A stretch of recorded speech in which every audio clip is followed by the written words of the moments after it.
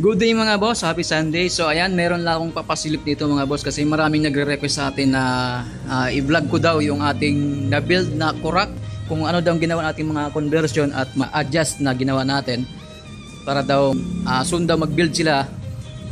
May idea sila kung paano nila gagawin, no? So ayan, actually mga boss, di pa siya totaling tapos, no, kasi marami pa tayong planong gagawin dito. So yan, sa ngayon ito lang muna. Ang base po natin na motor nito mga boss is Z200S. Yan, ito yung makina niya mga boss. Ayan, Z200S, yung chassis niya Z200S. Tapos bumili akong isang buong kurak. Yan, sinalpa ko dyan para maging unique, ano.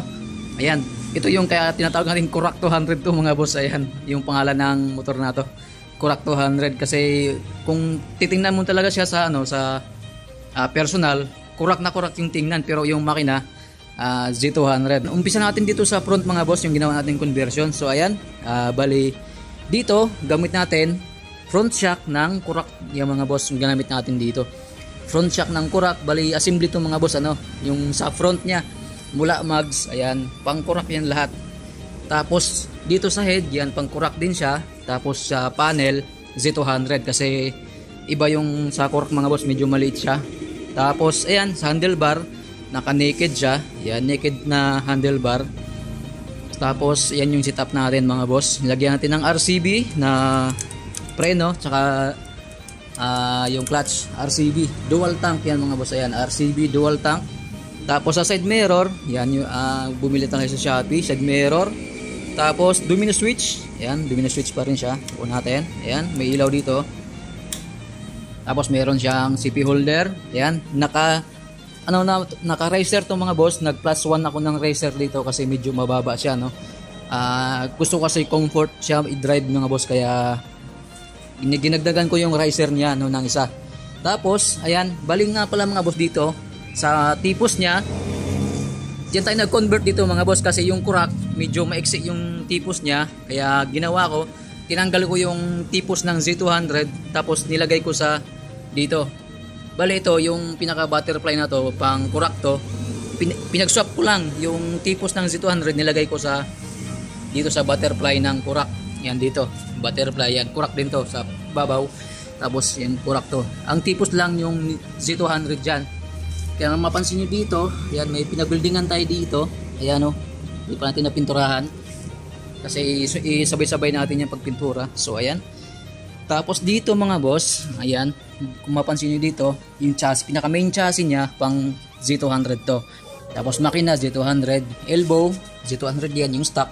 Dinugtong ko lang dito yung pang kurak para pang exhaust niya, kurak pa rin. Tapos shifter, ayan, pang kurak din siya. Ayan, lagyan ko lang siya ng mga boss ng extension para mag-fit siya ng maayos, mag-working siya ng maayos. Ayan. Tapos naka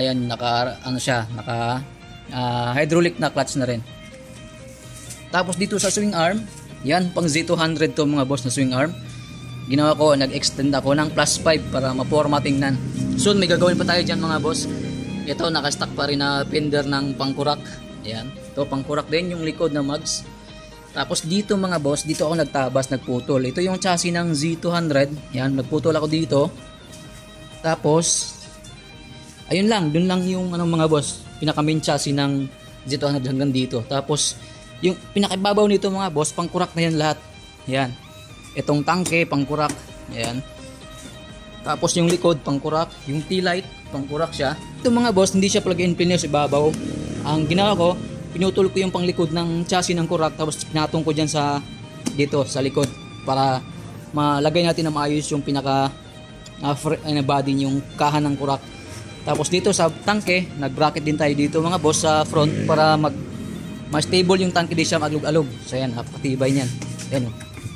Dito rin, ayan, kahit buhat-buhatin mo siya dito, napaka-solid. So yan, sound check natin si kurak na 200cc. So yan, naka-exhaust siya ng pangkurak. So ayan mga boss, stock lang, stock exhaust ng kurak. Diba? Smooth na smooth. Oh.